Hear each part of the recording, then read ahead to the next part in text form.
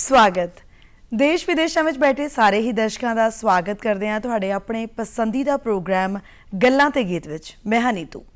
कहंदे ने बेजान किताबां दे विच कई रूहां दा वास हुंदा है ते जिहड़े घरां दे विच किताबां हुंदियां ने उन्हां घरां दे विच कदे भी विरानगी नहीं हुंदी, बल्कि उन्हां घरां दे विच हमेशा रवानगी हुंदी है ते हमेशा ही वो घर हसदे वसदे रहिंदे ने जिन्हां घरां दे विच किताबां दे ढेर लगे हुंदे ने, क्योंकि जिहड़े किताबां पढ़न दे शौकीन हुंदे ने वो पूरी दुनिया नूं अपने घर दे विच लै आउंदे ने। सो अज असीं पुस्तक सभ्याचार दे बाबत गलबात करांगे प्रोग्राम गल्लां ते गीत विच ते अज साडे माहिर मेहमान भी कुछ इसे संदर्भ दे विच साडे कोल पहुंचे ने। डॉक्टर अरविंदर काकड़ा जी विशेष तौर के उत्ते पटियाला तो साडे कोल आए ने। गल करिए जेकर असीं इन्हां दी, तां इन्हां ने हुण तक 8 किताबां जिहड़ियां ने वो साहित्य दी झोली च पाईयां ने और उहदे नाल नाल आलोचक ने बड़े वधिया अलग अलग अखबारां रसालियां मैगजीन दे विच तुसीं अक्सर इन्हां दा लिखिया जिहड़ा वा वो पढ़दे रहिंदे हो। काकड़ा जी सब तो पहला बहुत बहुत स्वागत तुहाडा साडे स्टूडियो च। शुक्रिया नीतू जी। सब तो पहला मैं दूरदर्शन परिवार का तह दिलों धन्नवाद करदी हाँ कि जिन्हां ने मैनूं ये मौका दिता ते नाल ही सारे दर्शक जिहड़े इस प्रोग्राम दे नाल जुड़े हुए ने उन्हां नूं भी मैं नमस्कार करदी हाँ जी। जी डॉक्टर साहब, पुस्तक सभ्याचार की जे असीं परिभाषा की गल करिए तो की है पुस्तक सभ्याचार की परिभाषा? मैं पुस्तक सभ्याचार की गल करन तो पहला अपनियां 2 लाइनां जरूर बोलांगी जी कि ज्ञान वंडना रीत इन्हां दी हर बंदे नूं कोल बुलावन, इन्हां नूं जो करे मुहब्बत ओनू धुर तक जा रुचनावन। क्या बात है, क्या बात है। ते गल कीती पुस्तक सभ्याचार दी। जी वैसे जदों असीं सभ्याचार की गल करते हैं तो सभ्याचार का अर्थ ही है जीवन जांच जी ते पुस्तक सभ्याचार सानू जीवन जांच वास्ते चेतना दिंदा है जी जी असी किस तरह अपना जीवन जिउणा हैगा जी। क्योंकि इस दे विच असी वध तो वध पुस्तकां दा प्रसार करदे हां, पुस्तकां दे नाल जुड़दे हां। पुस्तकां जिहड़ियां ने वो साडे अंदर वसदियां ने, पुस्तकां दे नाल असी गल्लां करदे हां ते उस दे नाल साडे अंदर एक चेतना पैदा हुंदी है, एक ज्ञान पैदा हुंदी आ, एक नवे विचार पैदा हुंदे ने ते वो जिहड़े नवे विचार ने वो समाज नूं बदलण दे लई, समाज दे विच सुधार करन दे लई, समाज दे लई कुछ चंगा करन दे वास्ते सहायक हुंदे ने। बिल्कुल डॉक्टर साहब, तुसीं गल कीती पुस्तकां दी। पुस्तकां तो छोटे जिहड़े रसाले ने, अखबारां दे स्पैशल पन्ने ने, कि ये भी पुस्तक सभ्याचार दा ही हिस्सा ने जां इस विच नहीं आउंदे? बिल्कुल जी, जिवें मैं पहले ही गल कर चुकी हाँ कि पुस्तक सभ्याचार का अर्थ ही है कि चेतना पैदा करना। जी जदों असी रसाले पढ़ते हैं, अखबारां पढ़ते हैं तो उहदे विच जिहड़े बहुत वधिया आर्टिकल हुंदे ने, खास तौर ते अखबारां दा दी संपादकी हुंदी आ ते रसालियां दे विच भी मुलवान जिहड़े लेख छुपे हुंदे ने वो सानू किते ना किते जागरूक करदे ने, साडे अंदर एक चेतना जगाउंदे ने ते वो साडे सामने बहुत सारे जिहड़े सवाल ने वो भी खड़े करदे ने ते जदों असी उन्हां सवालां नू लभना हुंदा तां असी पुस्तकां पढ़दे हां। तां आपां जे पुस्तक सभ्याचार की गल करिए तो इन्हां दा सीधा संबंध भी पुस्तक सभ्याचार नाल जुड़दा। पुस्तकां दे नाल साडीआं अखबारां दा, साडे रसालियां दा एक अंतर संबंध जुड़दा हैगा है ते इसलिए असीं इन्हां नूं एक साइड ते नहीं कर सकदे, ये पुस्तक सभ्याचार दा एक हिस्सा ही नहीं। बिल्कुल। अज दे दौर की जे असीं गल करिए तो इंटरनेट का युग आ चुका है। गल करदे हां किताबां दी ते नाल दा नाल करदे हां असीं इंटरनेट दी कि इंटरनेट साडे अज दी नौजवान पीढ़ी दे उत्ते मानसिक तौर दे उत्ते किसी तरह का कोई प्रभाव छड्डदा किताबां तो छुट? बिल्कुल जी, क्योंकि अज जिहड़े समय दे विच असीं गुजर रहे हैं जी, सूचना क्रांति दा दौर हैगा आ जी, इस दे विच इंटरनेट दी भरमाण हैगी आ जी ते मोबाइल कंप्यूटर ने इन्हें साडी मानसिकता नूं गुलाम कर दिता होया है जी ते ज़्यादातर जिहड़ा समां सानू पुस्तकां पढ़न ते लाउणा चाहीदा आ। साडे जिहड़े बच्चे ने, साडे जिहड़े नौजवान ने वो इंटरनेट ते, वो फेसबुक ते, वो व्हाट्सएप ते बैठे होए चैटिंग करी जाणगे तो अपना जिहड़ा टाइम कीमती समा हैगा जिहड़ा जिस समय नूं उन्हां ने एक जोग ढंग दे नाल वरतों करनी हुंदी आ, जिन्हां दे नाल उन्हां दे अंदर एक नवीं तरह की जिहड़ी बुद्धि है वो पैदा होवे जी ते नवीं तरह की चेतना पैदा होवे, एक संवेदना पैदा होवे जिस दे नाल वो समकाल दे विच आले दुआले दीयां जिहड़ियां चुनौतियां ने उन्हां नूं सिंझ सकन। पर हो के रहा ਕਿ ਇੰਟਰਨੈਟ ਨੇ ਸਾਡੇ ਉੱਪਰ ਇੰਨਾ ਜ਼ਿਆਦਾ ਪ੍ਰਭਾਵ ਪਾ ਦਿੱਤਾ ਹੈਗਾ ਕਿ ਅਸੀਂ ਉਸ ਤੇ ਗੁਲਾਮ ਹੋ ਕੇ ਰਹਿ ਗਏ ਹਾਂ ਜੀ। ਤੇ ਗੁਲਾਮੀਅਤ, ਜਦੋਂ ਬੰਦਾ ਇੱਕ ਗੁਲਾਮੀਅਤ ਸਹਿਣ ਕਰਦਾ ਹੈ ਤਾਂ ਉਹਦੇ ਅੰਦਰ ਆਪਣੇ ਇੱਕ ਸੁਤੰਤਰ ਵਿਚਾਰ ਪੈਦਾ ਹੀ ਨਹੀਂ ਹੋ ਸਕਦੇ। ਜੀ ਬਿਲਕੁਲ। ਜਿੰਨਾ ਚਿਰ ਸੁਤੰਤਰ ਵਿਚਾਰ ਪੈਦਾ ਹੀ ਨਹੀਂ ਹੋਣਗੇ ਤੇ ਅਸੀਂ ਸਮਾਜ ਦਾ ਇੱਕ ਬੌਧਿਕ ਵਿਕਾਸ ਕਿਵੇਂ ਕਰ ਸਕਾਂਗੇ। ਅਸੀਂ ਜਾਣਦੇ ਹੀ ਹਾਂ ਕਿ ਕਿਸੇ ਸਮਾਜ ਦਾ ਵਿਕਾਸ ਕਰਨ ਦੇ ਵਾਸਤੇ ਜਿਹੜੀ ਬੌਧਿਕ ਵਿਕਾਸ ਹੋਣਾ ਬਹੁਤ ਜ਼ਰੂਰੀ ਹੈ। ਚਾਹੇ ਅਸੀਂ ਪਦਾਰਥਿਕ ਤੌਰ ਤੇ ਜਿੰਨਾ ਮਰਜ਼ੀ ਵਿਕਾਸ ਕਰ ਲਿਆ, ਵਿਕਾਸ ਕਰ ਰਹੇ ਹਾਂ, ਅਸੀਂ ਇਹ ਕਹਿ ਰਹੇ ਹਾਂ ਕਿ ਅਸੀਂ ਬਹੁਤ ਅੱਗੇ ਜਾ ਰਹੇ ਹਾਂ, ਪਰ ਉਹਦੇ ਨਾਲ ਹੀ ਸਾਡੀ ਜਿਹੜੀ ਬੌਧਿਕ ਕੰਗਾਲੀ ਹੈ ਉਹਦਾ ਸਵਾਲ ਮੁੱਖ ਤੌਰ ਤੇ ਸਾਹਮਣੇ ਆ ਰਿਹਾ। ਉਹਦਾ ਕਾਰਨ ਇਹੀ ਹੈ ਕਿ ਨੈਟ, ਜਿਹੜਾ ਇੰਟਰਨੈਟ ਹੈ, ਇਹ ਨਹੀਂ ਹੈ ਕਿ ਮੈਂ ਇਹਨੂੰ ਉਹ ਕਰਾਂਗੀ ਵੀ ਇੰਟਰਨੈਟ ਯੋਗ ਨਹੀਂ ਹੈ, ਬਹੁਤ ਕੁਝ ਚੰਗਾ ਵੀ ਹੈਗਾ ਆ, ਪਰ ਅਸੀਂ ਚੰਗਾ ਦੇਖਣ ਦੀ ਬਜਾਏ ਉਸ ਦੇ ਉੱਪਰ ਜਿਹੜੀਆਂ ਫਜ਼ੂਲ ਵੀਡੀਓ ਵਗੈਰਾ ਨੇ, ਫਜ਼ੂਲ ਚੀਜ਼ਾਂ ਨੇ, ਉਹਨਾਂ ਵੱਲ ਜ਼ਿਆਦਾ ਧਿਆਨ ਦਿੰਦੇ ਆ ਤੇ ਇਹਨੇ ਸਾਡੇ ਪੁਸਤਕ ਸੱਭਿਆਚਾਰ ਨੂੰ ਸਿੱਧੀ ਸੱਟ ਵੀ ਮਾਰੀ ਆ। ਕਿਉਂਕਿ ਜਿਹੜਾ ਸਮਾਂ ਅਕਸਰ ਕੁਝ ਲੋਕ ਇਹ ਕਹਿੰਦੇ ਨੇ ਕਿ ਪੁਸਤਕਾਂ ਜਿਹੜੀਆਂ ਨੇ ਉਹ ਸਾਡਾ ਮਨ ਪਰਚਾਵੇ ਦਾ ਸਾਧਨ ਸੀ ਤੇ ਹੁਣ ਮਨ ਪਰਚਾਵੇ ਦੇ ਸਾਧਨ ਬਦਲ ਗਏ ਨੇ, ਪਰ ਵੇਖਣਾ ਇਹ ਕਿ ਪੁਸਤਕਾਂ ਸਿਰਫ ਸਾਡੀਆਂ ਸੁਜਾਤਮਕ ਲੋੜਾਂ ਹੀ ਪੂਰੀਆਂ ਨਹੀਂ ਕਰਦੀਆਂ, ਉਹ ਸਾਡੇ ਅੰਦਰ ਚੇਤਨਾ ਦਾ ਵਿਕਾਸ ਕਰਦੀਆਂ ਨੇ, ਉਹਨਾਂ ਦਾ ਵੀ ਕੋਈ ਮਨੋਰਥ ਹੁੰਦਾ, ਉਹ ਸਾਨੂੰ ਇੱਕ ਸਾਰਥਿਕ ਸੇਧ ਦੇ ਰਹੀਆਂ ਹੁੰਦੀਆਂ ਨੇ। ਤੇ ਜੇ ਅਸੀਂ ਇਸੇ ਸੰਦਰਭ ਨੂੰ ਲੈ ਕੇ ਦੇਖੀਏ ਤਾਂ ਇੰਟਰਨੈਟ ਨੂੰ ਜਿਹੜੇ ਢੰਗ ਦੇ ਨਾਲ ਅਸੀਂ ਵਰਤੋਂ ਕਰ ਰਹੇ ਹਾਂ ਤੇ ਆਪਣਾ ਟਾਈਮ, ਕੀਮਤੀ ਟਾਈਮ ਜਿਹੜਾ ਪੁਸਤਕਾਂ ਦੇ ਉੱਪਰ ਲਾਉਣਾ ਆ, ਉਹ ਅਸੀਂ ਉਧਰਲੇ ਪਾਸੇ ਖਰਚ ਕਰ ਰਹੇ ਹਾਂ, ਇਹ ਤਾਂ ਬਿਲਕੁਲ ਹੀ ਕਲੀਅਰ ਹੈ ਕਿ ਪੁਸਤਕ ਸੱਭਿਆਚਾਰ ਦੇ ਉੱਪਰ ਜਿਹੜਾ ਇਹਨਾਂ ਦਾ ਗਹਿਰਾ ਅਸਰ ਹੋ ਰਿਹਾ ਹੈਗਾ ਆ, ਤਾਂ ਇਹ ਉਸ ਦੇ ਵਿਕਾਸ ਦੇ ਰਾਹ ਵਿੱਚ ਰੁਕਾਵਟ ਵੀ ਬਣ ਰਿਹਾ। ਡਾਕਟਰ ਸਾਹਿਬ, ਜਦੋਂ ਮਾਨਸਿਕ ਵਿਕਾਸ ਦੀ ਗੱਲ ਕਰਦੇ ਆ, ਜਦੋਂ ਤੁਸੀਂ ਕਾਲਜ ਵਿੱਚ ਪੜ੍ਹਦੇ ਹੋਵੋਗੇ, ਮੈਂ ਕਾਲਜ ਵਿੱਚ ਪੜ੍ਹਦੀ ਸੀ, ਸਾਨੂੰ ਇੱਕ ਸ਼ਬਦ ਦਿੱਤਾ ਜਾਂਦਾ ਸੀ, ਤੁਹਾਨੂੰ ਚੇਤਾ ਹੋਣਾ, ਕਿ ਇਹਨੂੰ ਐਕਸਪਲੇਨ ਕਰਕੇ ਲਿਖੋ, ਪੂਰਾ ਵਿਆਖਿਆ ਕਰਕੇ ਲਿਖੋ। ਉਹਦੇ ਵਾਸਤੇ ਸਾਡੇ ਸਰੀਰ ਦੀ ਇੱਕ ਐਕਸਰਸਾਈਜ਼ ਹੁੰਦੀ ਸੀ, ਉਹ ਅਸੀਂ ਸੋਚ ਪੈਦਾ ਕਰਦੇ ਸੀ, ਉਸ ਸੋਚ ਤੋਂ ਅਸੀਂ ਉਸ ਸ਼ਬਦ ਨੂੰ ਫਿਰ ਵਿਆਖਿਆ ਕਰਦੇ ਹੁੰਦੇ ਸੀ। ਤੁਹਾਨੂੰ ਲੱਗਦਾ ਕਿ ਇੰਟਰਨੈਟ ਦੇ ਰਾਹੀਂ ਇਸ ਚੀਜ਼ ਨੂੰ ਖਤਮ ਕਰ ਦਿੱਤਾ ਗਿਆ? ਅੱਜ ਲਿਖੋ ਜੀ ਫਲਾਣੀ ਚੀਜ਼ ਦੀ ਵਿਆਖਿਆ ਤੇ ਉਹ ਇੰਟਰਨੈਟ ਉਸੇ ਵੇਲੇ ਕੱਢ ਕੇ ਦੇ ਦਿੰਦਾ, ਤੇ ਇਹਦੇ ਨਾਲ ਲੱਗਦਾ ਨਹੀਂ ਕਿ ਸਾਡੇ ਮਾਨਸਿਕ ਜਿਹੜਾ ਹੈ, ਸਾਡੇ ਸੋਚ ਸ਼ਕਤੀ ਹੈ, ਉਹਨੂੰ ਇੰਟਰਨੈਟ ਨੇ ਖਤਮ ਕਰ ਦਿੱਤਾ? ਬਿਲਕੁਲ ਜੀ। ਪਹਿਲਾਂ ਜਿਵੇਂ ਤੁਸੀਂ ਗੱਲ ਕੀਤੀ ਹੈਗੀ ਹੈ ਕਿ ਸਾਨੂੰ ਕਾਲਜ ਜਾਂ ਸਕੂਲਾਂ ਦੇ ਵਿੱਚ ਕੋਈ ਪੜ੍ਹਨ ਲਈ ਦਿੱਤਾ ਜਾਂਦਾ ਸੀ, ਕੋਈ ਪਾਠ ਪੁਸਤਕ ਪੜ੍ਹਦੇ ਸੀ ਤਾਂ ਅਸੀਂ ਉਸ ਦੇ ਵਿੱਚੋਂ ਦੀ ਲੰਘਦੇ ਸੀ ਜੀ। ਉਹ ਉਸ ਦੇ ਵਿਚਲੇ ਜਿਹੜੇ ਪਾਤਰ ਹੁੰਦੇ ਸੀ ਉਹ ਉਹਨਾਂ ਦੇ ਬਿਲਕੁਲ ਸਨਮੁਖ ਹੁੰਦੇ ਸੀ, ਉਹਨਾਂ ਦੇ ਨਾਲ ਅਸੀਂ ਗੱਲਾਂ ਕਰਦੇ ਸੀਗੇ, ਉਹ ਉਹਨਾਂ ਦੇ ਸਾਹਮਣੇ ਕਈ ਸਵਾਲ ਵੀ ਰੱਖਦੇ ਸੀਗੇ। ਉਹ ਸਾਰਾ ਜਦੋਂ ਅਸੀਂ ਲੰਘ ਕੇ ਤੇ ਉਸ ਦਿੱਤੇ ਹੋਏ ਕੁਐਸਚਨਾਂ ਦੇ ਜਵਾਬ ਲੱਭਦੇ ਸੀਗੇ ਤਾਂ ਉਦੋਂ ਇਹ ਹੁੰਦਾ ਸੀ ਕਿ ਅਸੀਂ ਮਾਨਸਿਕ ਤੌਰ ਤੇ ਵੀ ਸਾਡਾ ਵਿਕਾਸ ਹੋ ਰਿਹਾ ਹੁੰਦਾ ਸੀ, ਬੌਧਿਕ ਤੌਰ ਤੇ ਵੀ ਸਾਡਾ ਵਿਕਾਸ ਹੋ ਰਿਹਾ ਹੁੰਦਾ ਸੀ, ਹਰ ਪੱਖੋਂ ਜਿਹੜਾ ਸਾਡਾ ਵਿਕਾਸ ਹੋ ਰਿਹਾ ਹੁੰਦਾ ਸੀ। ਪਰ ਇਹ ਕੁਝ ਜਿਹੜਾ ਹੈ, ਜਿਵੇਂ ਤੁਸੀਂ ਹੁਣ ਬਿਲਕੁਲ ਗੱਲ ਕੀਤੀ ਹੈ, ਮੈਂ ਕੁਝ ਧਾਰਨਾ ਨੂੰ ਵੇਖਣਾ ਆ, ਤਾਂ ਧਾਰਨਾ ਨੂੰ ਜਿਵੇਂ ਵੇਖਣਾ ਹੁੰਦਾ ਸੀ ਤਾਂ ਮੈਨੂੰ ਬਹੁਤ ਸਾਰੀਆਂ ਕਿਤਾਬਾਂ ਪੜ੍ਹਨੀਆਂ ਪੈਂਦੀਆਂ ਸਨ। ਪਰ ਹੁਣ ਕੀ ਹੋ ਰਿਹਾ ਕਿ ਅਸੀਂ ਉਹ ਧਾਰਨਾ ਭਰੀ ਗੂਗਲ ਦੇ ਵਿੱਚ ਸਰਚ ਕੀਤੀ, ਉਹ ਨਾਲ ਦੀ ਨਾਲ ਆ ਜਾਂਦਾ।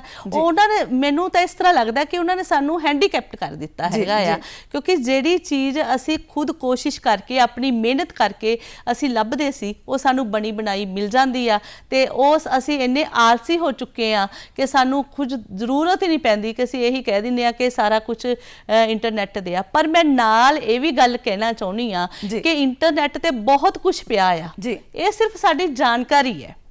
ਜਾਣਕਾਰੀ ਦਾ ਅਗਲਾ ਪਸਾਰ ਹੁੰਦਾ ਆ ਗਿਆਨ ਦਾ। ਜਾਣਕਾਰੀ ਤੋਂ ਅੱਗੇ ਅਸੀਂ ਗਿਆਨ ਵੱਲ ਨੂੰ ਵੱਧਦੇ ਆ, ਤੇ ਉਸ ਗਿਆਨ ਵੱਲ ਵਧਣ ਦੇ ਵਾਸਤੇ ਸਾਡੀ ਸੋਚਣ ਸ਼ਕਤੀ ਜਿਹੜੀ ਹੈ ਉਹ ਕੰਮ ਕਰਦੀ ਹੈਗੀ ਆ।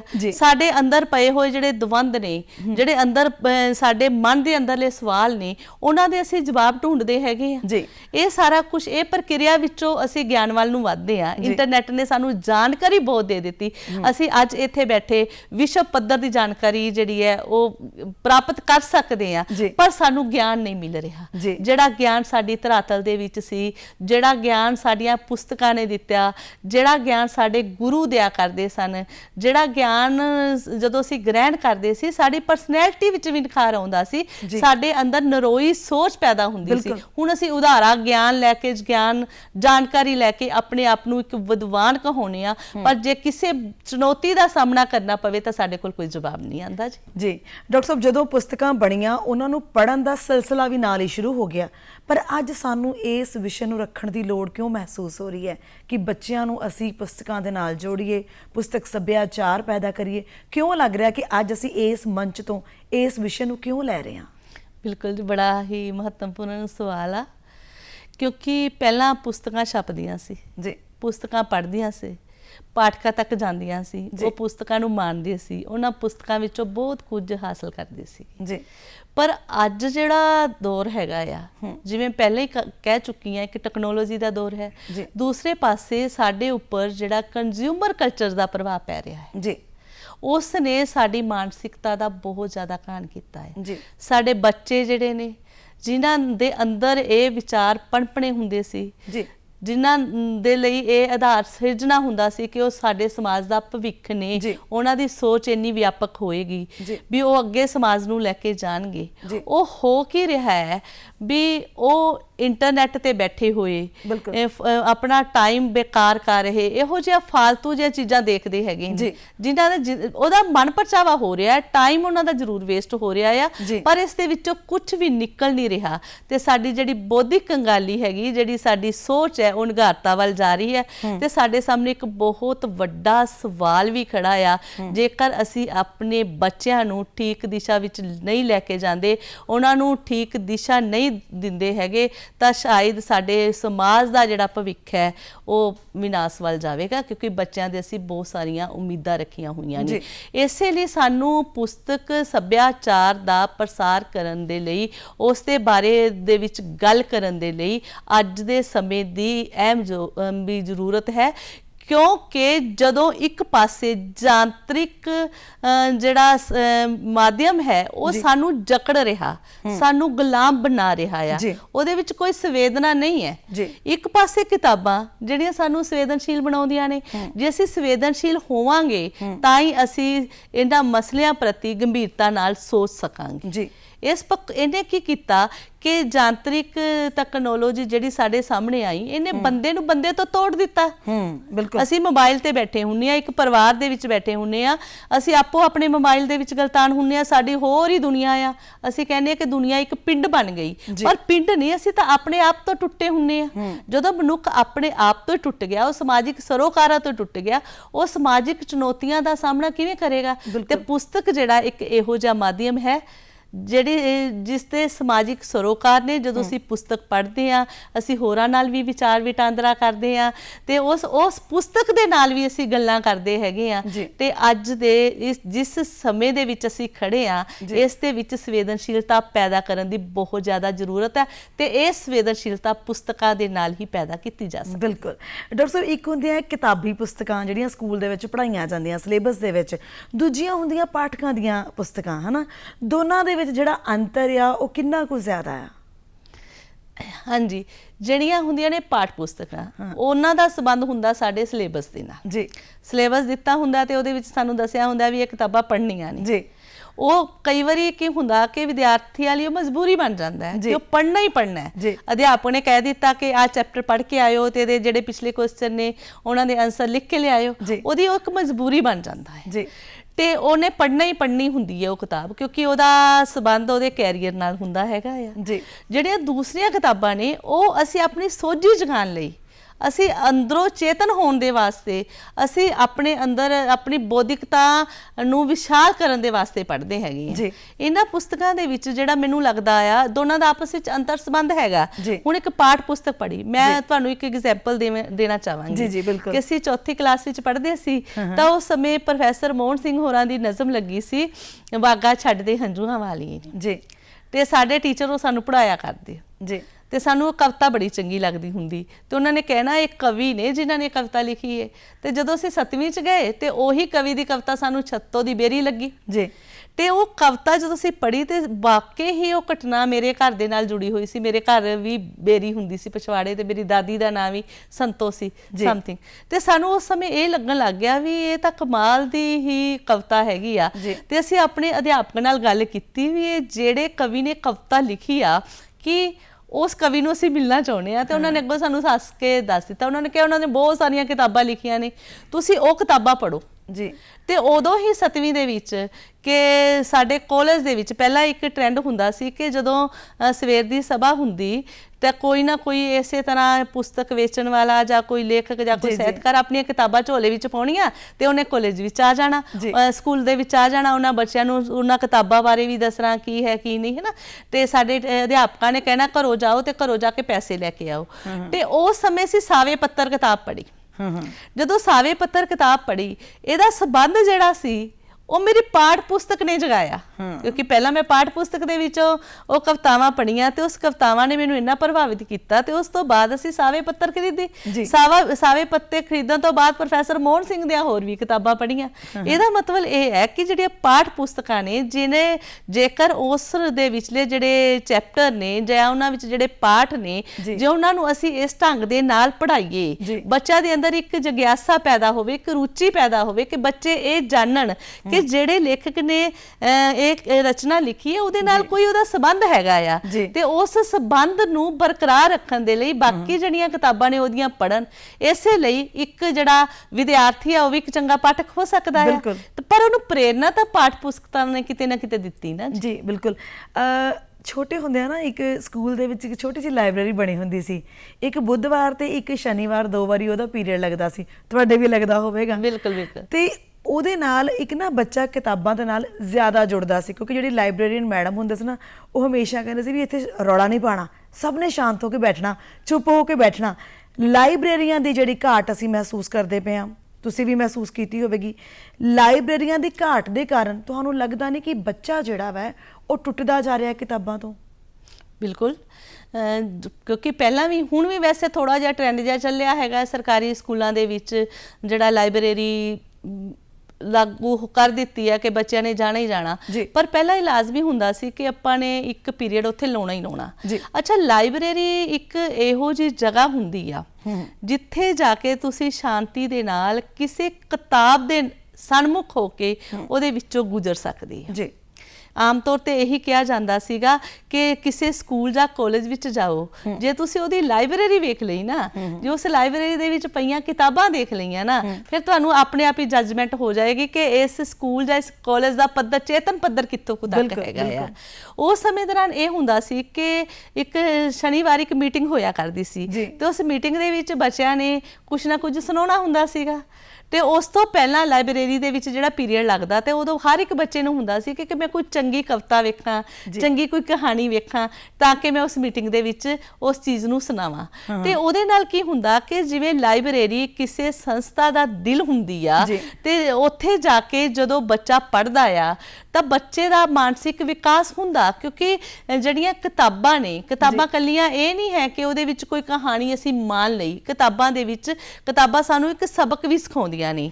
ਤੇ ਬੱਚਾ ਜਦੋਂ ਜਿਉਂ-ਜਿਉਂ ਹੀ ਕਿਤਾਬਾਂ ਦੇ ਨਾਲ ਵਿੱਚੋਂ ਦੀ ਗੁਜ਼ਰਦਾ, ਜੋ ਕਿਤਾਬਾਂ ਦੇ ਨਾਲ ਉਹਦੀ ਸਾਂਝ ਬਣਦੀ ਹੈਗੀ ਆ, ਤਾਂ ਤੁਸੀਂ ਆਪੇ ਵੇਖ ਲਓ ਉਹਦੇ ਗੱਲ ਕਰਨ ਦਾ ਢੰਗ, ਉਹਦੇ ਸੋਚਣ ਦਾ ਢੰਗ, ਉਹਦੇ ਵਿਚਰਨ ਦਾ ਢੰਗ ਦੂਸਰਿਆਂ ਨਾਲੋਂ ਹਟ ਕੇ ਹੁੰਦਾ ਆ। ਪਰ ਅੱਜ ਜਿਹੜੀ ਇਹ ਘਾਟ ਹੈਗੀ ਆ ਇਹ ਵਾਕਈ ਹੀ ਸਾਨੂੰ ਮਹਿਸੂਸ ਹੋ ਰਹੀ ਆ। ਜੇ ਮੈਂ ਇਸ ਦੀ ਡਾਟਾ ਬੇਸਡ ਗੱਲ ਕਰਾਂ ਤਾਂ 90 ਵੈਕੈਂਸੀਆਂ ਜਿਹੜੀਆਂ ਲਾਇਬ੍ਰੇਰੀ ਦੀਆਂ ਸੀਗੀਆਂ ਉਹ ਪਿਛਲੇ ਵਾਰੀ ਕਾਲਜਾਂ ਦੇ ਵਿੱਚ ਖਾਲੀ ਪਈਆਂ ਸਨ ਤੇ ਜਿਨ੍ਹਾਂ ਵਿੱਚੋਂ ਸਿਰਫ ਤੇ ਸਿਰਫ 20 ਦੇ ਕਰੀਬ ਜਿਹੜੀਆਂ ਵੈਕੈਂਸੀਆਂ ਭਰੀਆਂ ਗਈਆਂ। ਹੁਣ ਹੁੰਦਾ ਕੀ ਆ, ਲਾਇਬ੍ਰੇਰੀ ਜੇਕਰ ਕਾਲਜ ਦੇ ਵਿੱਚ ਜਾਂ ਸੰਸਥਾ ਵਿੱਚ ਲਾਇਬ੍ਰੇਰੀ ਵੀ ਹੈ, ਉਹਨੂੰ ਸੁਚਾਰੂ ਢੰਗ ਦੇ ਨਾਲ ਚਲਾਉਣ ਵਾਲਾ ਕੋਈ ਲਾਇਬ੍ਰੇਰੀਅਨ ਹੀ ਨਹੀਂ ਹੈਗਾ ਤਾਂ ਫਿਰ ਵੀ ਬੱਚੇ ਜਿਹੜੇ ਨੇ ਚੰਗੀ ਤਰ੍ਹਾਂ ਪੁਸਤਕਾਂ ਨਹੀਂ ਪੜ੍ਹ ਪਾਉਣਗੇ। ਕਿ ਬੱਚੇ ਨੂੰ ਟੀਚਰਸ ਨੇ ਕਹਿ ਦਿੱਤਾ ਤੁਸੀਂ ਜਾ ਕੇ ਉਹ ਕਿਤਾਬ ਪੜ੍ਹੋ, ਉਹ ਕਿਤਾਬ ਲਵੋ, ਜਿਹੜਾ ਉੱਥੇ ਅਮਲਾ ਆ ਉਹਨੂੰ ਖੁਦ ਹੀ ਪੁਸਤਕਾਂ ਬਾਰੇ ਜਾਣਕਾਰੀ ਨਹੀਂ, ਬੱਚਾ ਮੰਗ ਰਿਹਾ ਉਹਨੂੰ ਖੁਦ ਹੀ ਪਤਾ ਨਹੀਂ ਉਹ ਕਿਤਾਬ ਕਿੱਥੇ ਪਈ ਆ, ਕਿਵੇਂ ਕੱਢਣੀ ਆ, ਕੀ ਹੈ ਨਹੀਂ। ਇਹ ਜਿਹੜੀ ਘਾਟ ਹੈਗੀ ਹੈ ਇਹ ਜ਼ਿਆਦਾ ਖੜਕ ਰਹੀ ਹੈਗੀ ਹੈ। ਤੇ ਦੂਸਰੀ ਗੱਲ ਇਹਦੇ ਵਿੱਚ ਇਹ ਹੈ ਕਿ ਪਹਿਲਾਂ ਜਿਹੜੇ ਪੀਰੀਅਡ ਲੱਗਦੇ ਹੁੰਦੇ ਸੀ ਹੁਣ ਪੀਰੀਅਡ ਨਹੀਂ ਲੱਗਦੇ, ਕਿਉਂਕਿ ਬੱਚਿਆਂ ਦੇ ਉੱਪਰ ਸਿਲੇਬਸ ਦਾ ਇੰਨਾ ਜ਼ਿਆਦਾ ਬੋਝ ਪਾ ਦਿੱਤਾ ਗਿਆ ਆ, ਇੱਕ ਬੋਝਲ ਬਣਾ ਦਿੱਤਾ ਗਿਆ ਆ ਜਿਹਦੇ ਵਿੱਚ ਸਿਰਫ ਬੱਚੇ ਨੂੰ ਇੱਕ ਨੰਬਰ ਇਕੱਠੇ ਕਰਨੇ ਨੇ, ਚਾਹੇ ਉਹ ਰੱਟਾ ਲਾਵੇ ਚਾਹੇ ਕੁਝ ਕਰੇ, ਉਹ ਗਿਆਨ ਨਹੀਂ ਹਾਸਲ ਕਰਦਾ। ਤੇ ਅਧਿਆਪਕ ਲਈ ਵੀ ਇਹ ਹੈ ਵੀ ਇੰਨੇ ਪੀਰੀਅਡ ਨੇ, ਉਹਨਾਂ ਪੀਰੀਅਡ ਦੇ ਵਿੱਚ ਤੁਸੀਂ ਆਪਣਾ ਸਿਲੇਬਸ ਕਵਰ ਕਰਵਾਉਣਾ ਹੈਗਾ ਆ। ਤੇ ਹੁਣ ਪੀਰੀਅਡ ਵਗੈਰਾ ਤਾਂ ਕਾਲਜਾਂ ਵਿੱਚ ਤਾਂ ਨਹੀਂ ਲੱਗ ਰਹੇ ਹੈਗੇ, ਸਕੂਲਾਂ ਵਿੱਚ ਕਿਤੇ ਨਾ ਕਿਤੇ ਜਿਹੜੇ ਕੁਝ ਅਧਿਆਪਕ ਹੈਗੇ ਨੇ ਜਿਹੜੇ ਸੋਚਦੇ ਨੇ ਵੀ ਹਾਂ ਇਹ ਕੰਮ ਕਰਨਾ ਚਾਹੀਦਾ, ਉਹ ਬੱਚਿਆਂ ਨੂੰ ਲਾਇਬ੍ਰੇਰੀ ਵਿੱਚ ਲੈ ਕੇ ਜਾਂਦੇ ਨੇ।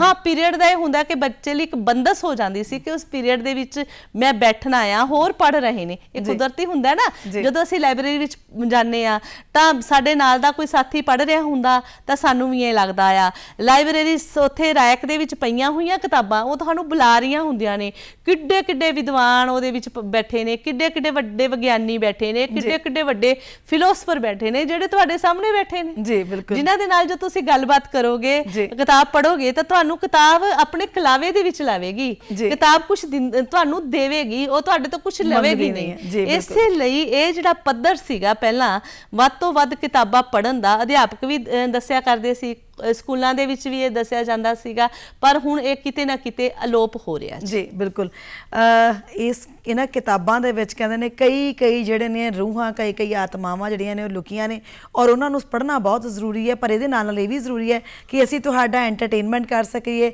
ਤੁਹਾਨੂੰ ਗੀਤ ਸੰਗੀਤ ਨਾਲ ਜੋੜ ਸਕੀਏ। ਸੋ ਜੁੜਦੇ ਹਾਂ ਇਸ ਗੀਤ ਦੇ ਨਾਲ। ਮੇਰ ਕਰੇ ਰੱਬ ਘਾਟੋ ਸਭ ਦੀ ਫੁੱਲਾਂ ਉੱਤੇ ਖੇਲੇ, ਮੇਰ ਕਰੇ ਰੱਬ ਘਾਟੋ ਸਭ ਦੀ ਫੁੱਲਾਂ ਉੱਤੇ ਖੇਲੇ, ਵੀ ਲੱਗਦੇ ਰਹਿਣ ਸਦਾ ਆ ਖੁਸ਼ੀਆਂ ਦੇ ਮੇਲੇ, ਵੀ ਲੱਗਦੇ ਰਹਿਣ ਸਦਾ, ਰਹਿਣ ਸਦਾ ਆ ਖੁਸ਼ੀਆਂ ਦੇ ਮੇਲੇ, ਵੀ ਲੱਗਦੇ ਰਹਿਣ ਸਦਾ।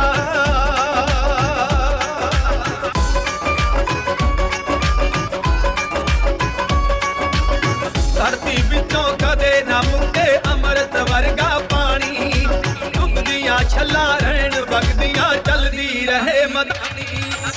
ਧਰਤੀ ਵਿੱਚੋਂ ਕਦੇ ਨਾ ਮੁੱਕੇ ਅੰਮ੍ਰਿਤ ਵਰਗਾ ਪਾਣੀ, ਦੁੱਧ ਦੀਆਂ ਛੱਲਾਂ ਰਹਿਣ ਵਗਦੀਆਂ ਚਲਦੀ ਰਹੇ ਮਦਾਨੀ। ਕਿਸੇ ਚੀਜ਼ ਦੀ ਤੋਟ ਨਾ ਆਵੇ, ਮੁੱਕਣ ਨਾ ਪੈਸੇ ਧੇਲੇ, ਕਿਸੇ ਚੀਜ਼ ਦੀ ਤੋਟ ਨਾ ਆਵੇ, ਮੁੱਕਣ ਨਾ ਪੈਸੇ ਧੇਲੇ, ਵੀ ਲੱਗਦੇ ਰਹਿਣ ਸਦਾ ਆ ਖੁਸ਼ੀਆਂ ਦੇ ਮੇਲੇ, ਵੀ ਲੱਗਦੇ ਰਹਿਣ ਸਦਾ, ਰਹਿਣ ਸਦਾ ਆ ਖੁਸ਼ੀਆਂ ਦੇ ਮੇਲੇ, ਵੀ ਲੱਗਦੇ ਰਹਿਣ ਸਦਾ।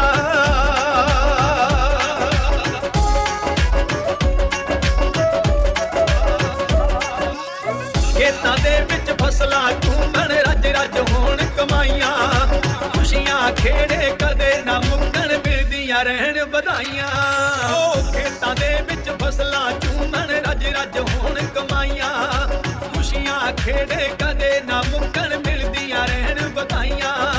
ਕੰਮ ਕਾਰ ਸਦਾ ਰਹਿਣ ਵੀ ਚੱਲਦੇ, ਕਦੇ ਨਾ ਬੈਠੀਏ ਵੇਲੇ, ਕੰਮ ਕਾਰ ਸਦਾ ਰਹਿਣ ਵੀ ਚੱਲਦੇ, ਕਦੇ ਨਾ ਬੈਠੀਏ ਵੇਲੇ, ਵੀ ਲੱਗਦੇ ਰਹਿਣ ਸਦਾ ਆ ਖੁਸ਼ੀਆਂ ਦੇ ਮੇਲੇ, ਵੀ ਲੱਗਦੇ ਰਹਿਣ ਸਦਾ, ਰਹਿਣ ਸਦਾ ਆ ਖੁਸ਼ੀਆਂ ਦੇ ਮੇਲੇ, ਵੀ ਲੱਗਦੇ ਰਹਿਣ ਸਦਾ।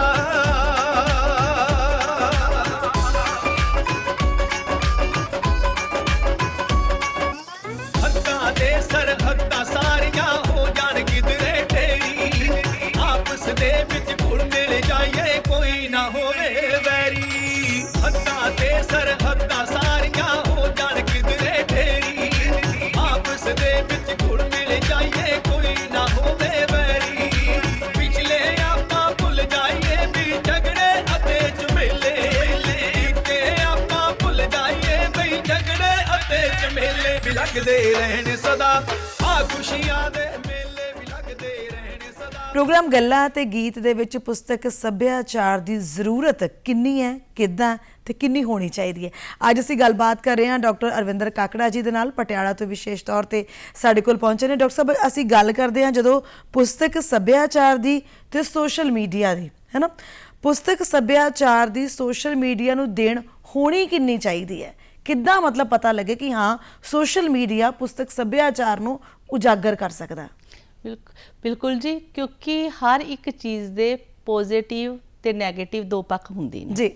ਜੇ ਆਪਾਂ ਇੰਟਰਨੈਟ ਦੀ ਪਹਿਲਾਂ ਗੱਲ ਕੀਤੀ, ਸੋਸ਼ਲ ਮੀਡੀਆ ਦੀ ਜਿਹੜੀ ਗੱਲ ਕਰੀਏ ਜੇ ਆਪਾਂ, ਤਾਂ ਇਸ ਦੇ ਜੇ ਬੁਰੇ ਪ੍ਰਭਾਵ ਨੇ ਤੇ ਚੰਗੇ ਪ੍ਰਭਾਵ ਵੀ ਨਹੀਂ ਹੈਗੇ। ਬਿਲਕੁਲ, ਕਿਉਂਕਿ ਜੇ ਪੁਸਤਕ ਸੱਭਿਆਚਾਰ ਦੀ ਗੱਲ ਕਰੀਏ ਤਾਂ ਬਹੁਤ ਸਾਰੀਆਂ ਸਾਈਟ ਨੇ ਜਿਨ੍ਹਾਂ ਦੇ ਵਿੱਚ ਪੁਸਤਕਾਂ, ਚੰਗੀਆਂ ਪੁਸਤਕਾਂ ਨੂੰ ਪ੍ਰਮੋਟ ਕਰਨ ਦੇ ਵਾਸਤੇ ਰਿਵਿਊ ਵੀ ਲਿਖੇ ਜਾਂਦੇ ਨੇ ਜੀ। ਇਸ ਦੇ ਵਿੱਚ PDF ਵਗੈਰਾ ਜਿਹੜੀਆਂ ਨੇ ਉਹ ਵੀ ਤੁਹਾਨੂੰ ਕਿਤਾਬਾਂ ਦੀ ਮਿਲ ਜਾਣਗੀਆਂ। ਕਈ ਵਾਰੀ ਇਹ ਹੁੰਦੀਆਂ ਨੇ ਕਿਤਾਬਾਂ ਅਸੀਂ ਕਿਤੇ ਖਰੀਦਣ ਜਾਂਦੇ ਆ ਕਿਸੇ ਪਬਲਿਸ਼ਰ ਕੋਲ, ਪਰ ਉੱਥੇ ਉਹ ਕਿਤਾਬ ਨਹੀਂ ਮਿਲਦੀ ਹੈਗੀ, ਤਾਂ ਅਸੀਂ ਉਹਦੀ ਰਿਸਰਚ ਕਰਕੇ ਉਹਦੀ PDF ਜਿਹੜੀ ਪਈ ਹੋਈ ਆ ਤੇ ਉਹਨੂੰ ਦੇਖ ਕੇ ਨੈਟ ਤੋਂ ਕੱਢ ਕੇ ਉਹ ਕਿਤਾਬ ਪੜ੍ਹ ਸਕਦੇ ਹੈਗੇ ਆ।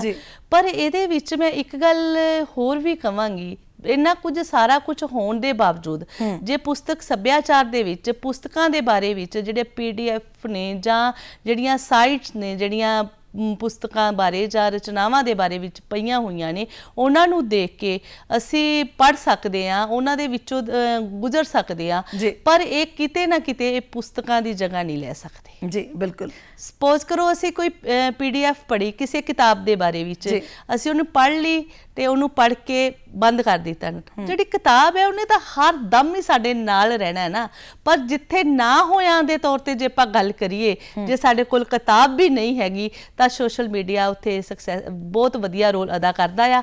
ਤੇ ਮੈਂ ਤਾਂ ਇਹੀ ਕਹਾਂਗੀ ਕਿ ਸੋਸ਼ਲ ਮੀਡੀਆ ਦੇ ਵਿੱਚ ਖਾਸ ਤੌਰ ਤੇ ਜਿਹੜੇ ਸਾਡੇ ਸਾਹਿਤਕਾਰ ਨੇ, ਜਿਹੜੇ ਸਾਡੇ ਕਵੀ ਨੇ, ਜਿਹੜੇ ਸਾਡੇ ਵਿਦਵਾਨ ਨੇ ਜਾਂ ਕਹਾਣੀਕਾਰ ਨੇ, ਜਿੰਨੇ ਵੀ ਰਚਨਾਕਾਰ ਨੇ, ਜਦੋਂ ਕੋਈ ਰਚਨਾ ਸੋਸ਼ਲ ਮੀਡੀਆ ਤੇ ਆਉਂਦੀ ਆ, ਕਈ ਵਾਰੀ ਅਸੀਂ ਉਹ ਰਚਨਾ ਨੂੰ ਨਹੀਂ ਪੜ੍ਹ ਰਹੇ ਹੁੰਦੇ, ਅਸੀਂ ਸਿਰਫ ਜਿਹੜਾ ਲੇਖਕ ਹੈ ਉਸ ਦੀ ਤਸਵੀਰ ਨੂੰ ਵੇਖ ਕੇ ਲਾਈਕ ਕਰ ਦਿੰਦੇ ਆ।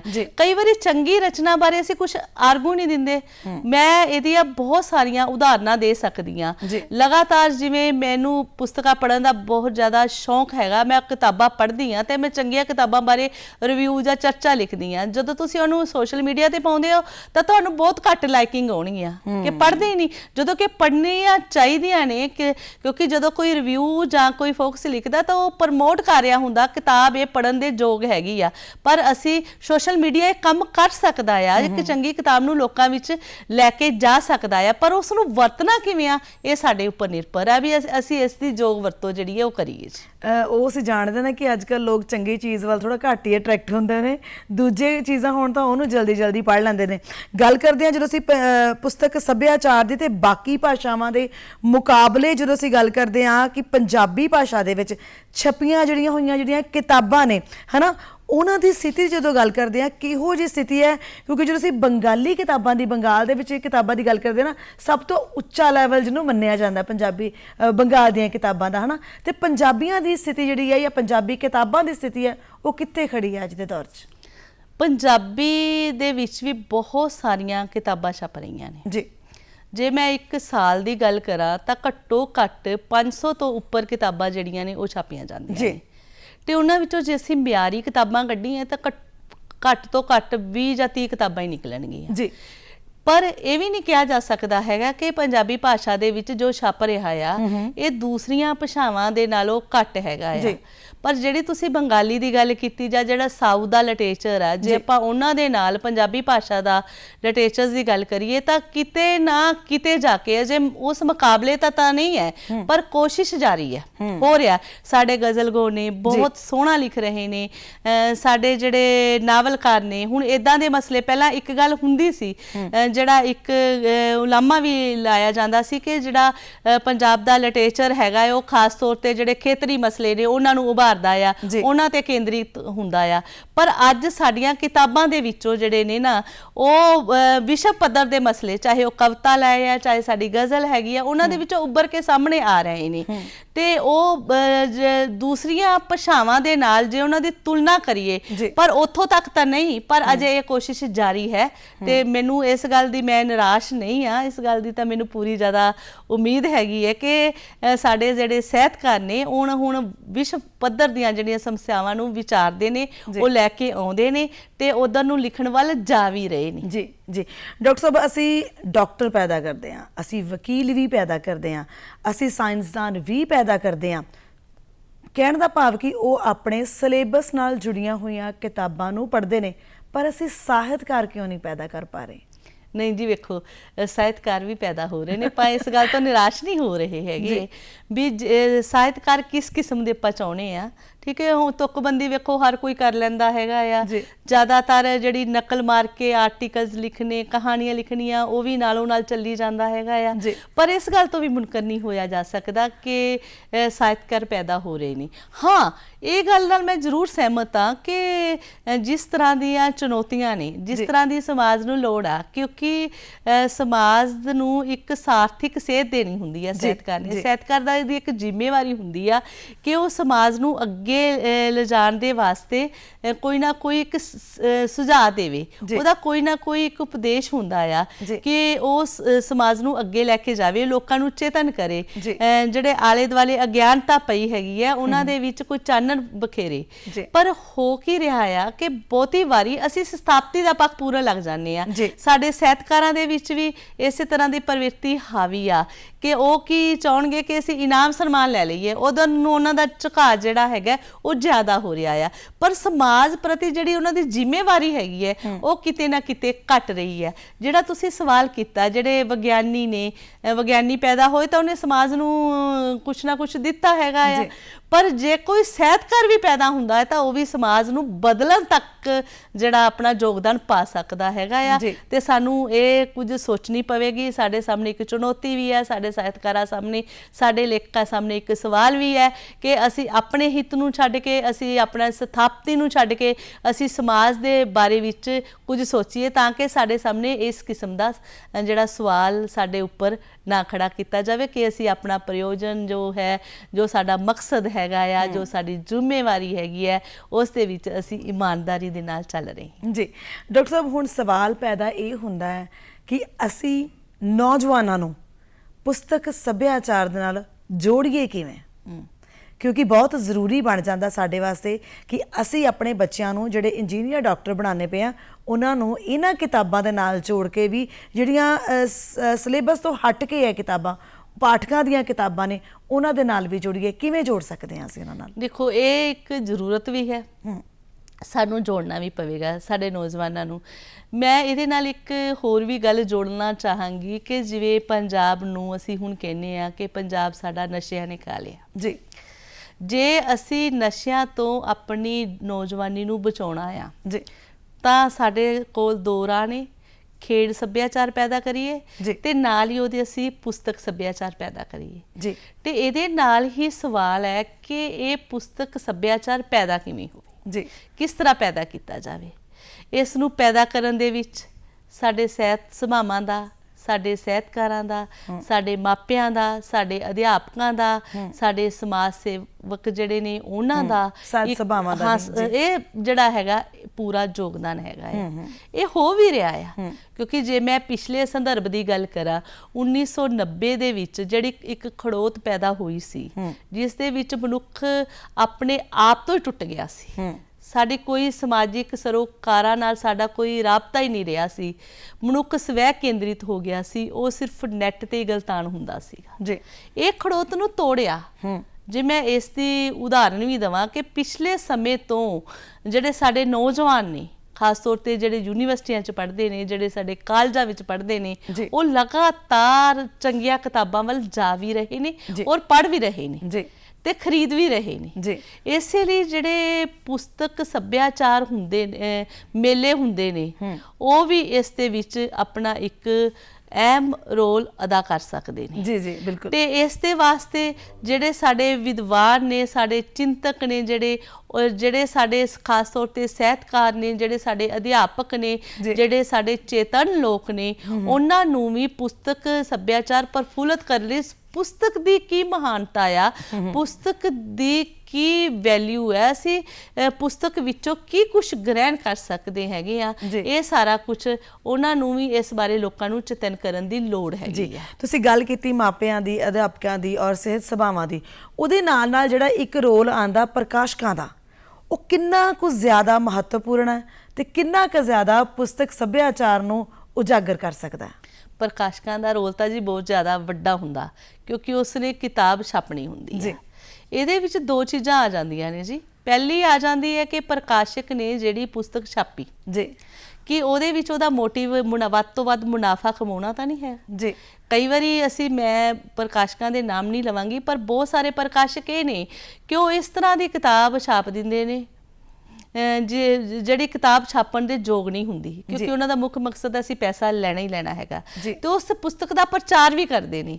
ਜਦੋਂ ਉਹ ਪੁਸਤਕ ਨੌਜਵਾਨਾਂ ਤੱਕ ਜਾਂਦੀ ਆ ਤਾਂ ਉਹ ਪੁਸਤਕ ਵਿੱਚੋਂ ਕੁਝ ਨਹੀਂ ਨਿਕਲਦਾ ਹੈਗਾ, ਤਾਂ ਉਹਨਾਂ ਦਾ ਆਪਣੇ ਆਪ ਹੀ ਉਹ ਪੁਸਤਕ ਤੋਂ ਬੇਮੁਖ ਹੋ ਜਾਂਦੇ ਨੇ।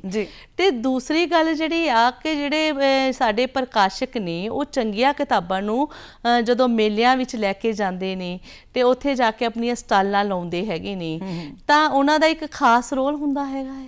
ਉਹ ਬਾਰ-ਬਾਰ ਦੱਸਣਗੇ, ਜਿਹੜੇ ਪਾਠਕ ਜਿਹੜੇ ਉੱਥੇ ਪੁਸਤਕਾਂ ਖਰੀਦਣ ਆਉਂਦੇ ਨੇ, ਜਿਹੜੇ ਪਾਠਕ ਆਉਂਦੇ ਹੈਗੇ ਨੇ ਵੀ ਆਹ ਤੁਸੀਂ ਪੁਸਤਕ ਲਓ, ਇਹ ਪੁਸਤਕ ਪੜ੍ਹਨ ਯੋਗ ਹੈਗੀ ਆ। ਉਹਨਾਂ ਦਾ ਆਪਣਾ ਇੱਕ ਵਿਲੱਖਣ ਰੋਲ ਹੁੰਦਾ ਆ, ਇਸ ਨੂੰ ਆਪਾਂ ਇਗਨੋਰ ਨਹੀਂ ਕਰ ਸਕਦੇ ਕਿ ਉਹਨਾਂ ਦਾ ਕੋਈ ਰੋਲ ਹੀ ਨਹੀਂ। ਜੇ ਇਹ ਸੋਚ ਕੇ ਦੇਖੀਏ ਕਿ ਪਿਛਲੇ ਸਮੇਂ ਤੋਂ ਦੌਰਾਨ ਜਿੰਨੀਆਂ ਵੀ ਸਾਡੀਆਂ ਕਿਤਾਬਾਂ ਛਪੀਆਂ ਤੇ ਸਾਡੇ ਬਹੁਤ ਸਾਰੇ ਜਿਹੜੇ ਪ੍ਰਕਾਸ਼ਕ ਨੇ ਉਹ ਲੋਕਾਂ ਦੇ ਵਿੱਚ ਕਿਤਾਬਾਂ ਲੈ ਕੇ ਗਏ ਨੇ, ਚਾਹੇ ਉਹ ਪਿੰਡ ਨੇ, ਚਾਹੇ ਉਹ ਕਸਬੇ ਨੇ, ਚਾਹੇ ਉਹ ਸਕੂਲ ਨੇ, ਚਾਹੇ ਉਹ ਕਾਲਜ ਨੇ, ਚਾਹੇ ਉਹ ਯੂਨੀਵਰਸਿਟੀਆਂ ਨੇ। ਉਹਨਾਂ ਦਾ ਵੀ ਮੁੱਖ ਫਰਜ਼ ਇਹੀ ਹੁੰਦਾ, ਜੇ ਉਹਨਾਂ ਨੇ ਕਿਤਾਬ ਛਾਪੀ ਆ, ਜਿਨ੍ਹਾਂ ਵਾਸਤੇ ਛਾਪੀ ਆ, ਕਾਹਦੇ ਵਾਸਤੇ ਛਾਪੀ ਆ, ਤੇ ਉਹਨਾਂ ਤੱਕ ਲੈ ਕੇ ਜਾਣ।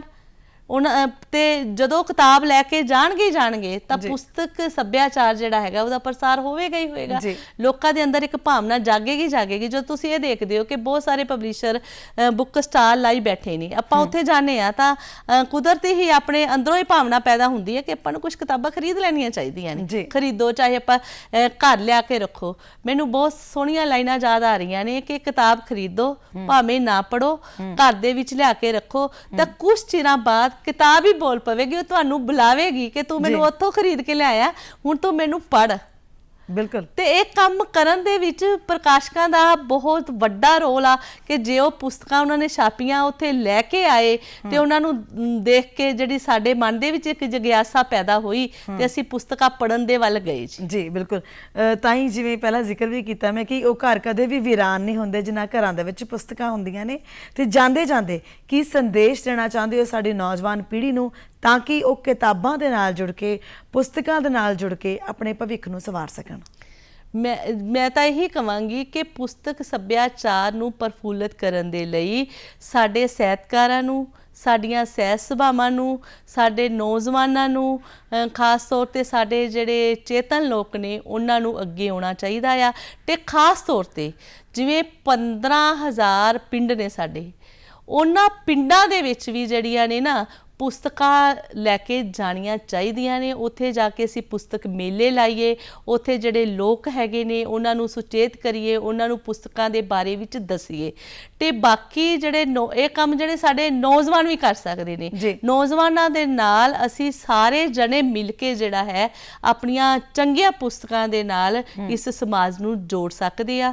ਜੇ ਸਮਾਜ ਦੇ ਵਿੱਚ ਚੰਗੀਆਂ ਪੁਸਤਕਾਂ ਦਾ ਪ੍ਰਸਾਰ ਹੋਵੇਗਾ, ਲੋਕ ਚੰਗੀਆਂ ਕਿਤਾਬਾਂ ਪੜ੍ਹਨਗੇ, ਉਹਨਾਂ ਦੀ ਚੇਤਨਾ ਜਾਗੇਗੀ, ਉਹ ਸਮਾਜ ਦੀਆਂ ਦੇ ਪ੍ਰਤੀ ਜਿਹੜਾ ਜ਼ਿਆਦਾ ਸੁਚੇਤ ਹੋਣਗੇ। ਮੈਮ ਇਹਦੇ ਨਾਲ ਮੈਂ ਇੱਕ ਚੀਜ਼ ਹੋਰ ਜੋੜਨਾ ਚਾਹਾਂਗੀ ਕਿ ਜਾਗਰੂਕ ਕੀਤਾ ਕਿਵੇਂ ਜਾਵੇ ਨੌਜਵਾਨਾਂ ਨੂੰ, ਕਿਵੇਂ ਮਾਪੇ ਜਾਗਰੂਕ ਕਰ ਸਕਦੇ ਆ, ਕਿਵੇਂ ਅਧਿਆਪਕ ਕਰ ਸਕਦੇ ਆ, ਤੇ ਕਿਵੇਂ ਸਿਹਤ ਸਭਾਵਾਂ ਕਰ ਸਕਦੀਆਂ ਨੇ? ਜਦੋਂ ਅਸੀਂ ਪੁਸਤਕ ਦੇ ਬਾਰੇ ਜਾਗਰੂਕ ਕਰਨਾ ਹੈ ਤਾਂ ਅਸੀਂ ਇੱਕ ਗੱਲ ਕਹਿ ਸਕਦੇ ਹੈਗੇ ਆ ਕਿ ਜਿਹੜੀ ਪੁਸਤਕ ਹੈ ਇਹ ਸਾਡਾ ਕੋਲ ਇੱਕ ਇਹੋ ਜਿਹਾ ਖਜ਼ਾਨਾ ਆ, ਇੱਕ ਇਹੋ ਜਿਹਾ ਸਾਡਾ ਦੋਸਤ ਹੈ ਜਿਹੜਾ ਹਰਦਮ ਹੀ ਸਾਡੇ ਨਾਲ ਰਹਿੰਦਾ ਆ। ਕਿਉਂਕਿ ਜਦੋਂ ਕੋਈ ਪੁਸਤਕ ਪੜ੍ਹਾਂਗੇ ਤਾਂ ਪੁਸਤਕ ਅਸੀਂ ਉਦੋਂ ਉਣੇ ਨਹੀਂ ਹੁੰਦੇ ਹੈਗੇ, ਉਸ ਪੁਸਤਕ ਦੇ ਵਿੱਚੋਂ ਸਾਨੂੰ ਬਹੁਤ ਕੁਝ ਮਿਲਦਾ ਆ।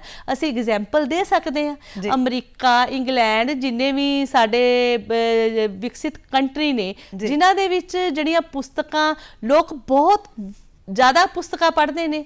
ਮੈਨੂੰ ਯਾਦ ਆਉਂਦਾ ਕਿ ਅਮਰੀਕਾ ਦੀ ਜਿਹੜੀ ਪਾਰਲੀਮੈਂਟ ਦੀ ਲਾਇਬ੍ਰੇਰੀ ਆ, ਉੱਥੇ ਜਾ ਕੇ ਜਿਹੜੇ ਮੈਂਬਰ ਨੇ ਜਦੋਂ ਉਹ ਕਿਤਾਬਾਂ ਪੜ੍ਹਦੇ ਨੇ, ਜੇਕਰ ਉਹਨਾਂ ਕੋਲ ਕੋਈ ਕਿਤਾਬ ਨਹੀਂ ਹੁੰਦੀ ਤਾਂ ਉੱਥੋਂ ਦੇ ਲਾਇਬ੍ਰੇਰੀਅਨ ਨੂੰ ਕਹਿਣਗੇ, ਤਾਂ ਸੋਸ਼ਲ ਮੀਡੀਆ ਦੀ ਸਹਾਇਤਾ ਦੇ ਨਾਲ, ਇੰਟਰਨੈਟ ਦੀ ਸਹਾਇਤਾ ਦੇ ਨਾਲ ਉਹ ਪੂਰਾ ਹੋਰ ਕਿਸ ਜਗ੍ਹਾ ਤੇ ਲਾਇਬ੍ਰੇਰੀ ਵਿੱਚ ਕਿਤਾਬ ਹੈਗੀ ਆ ਉਹ ਪ੍ਰੋਵਾਈਡ ਕਰਨਗੇ।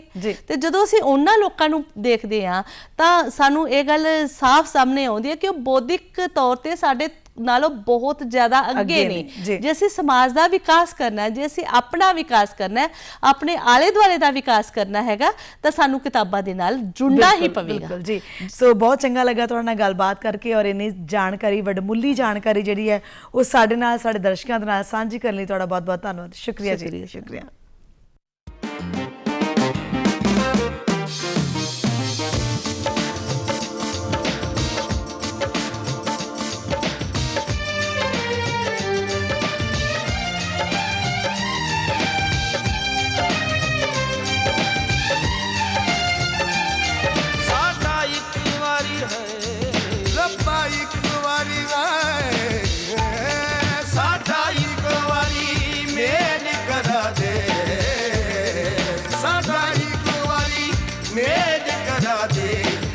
ਸਾਉਦਾ ਮੁਖ ਵੇਖਣਾ ਹੈ, ਸਾਉਦਾ ਮੁਖ ਵੇਖਣਾ।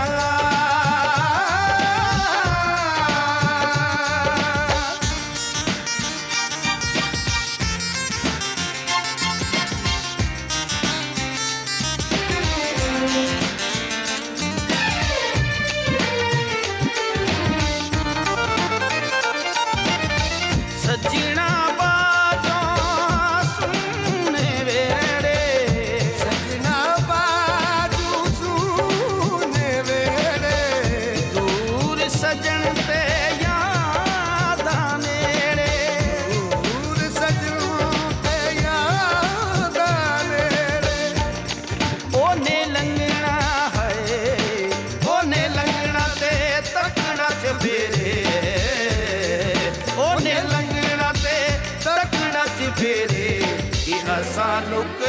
ਲੁਕ ਵੇਖਣਾ ਹੈ, ਕਿ ਅਸਾਂ ਉਹਦਾ ਮੁਖ ਵੇਖਣਾ।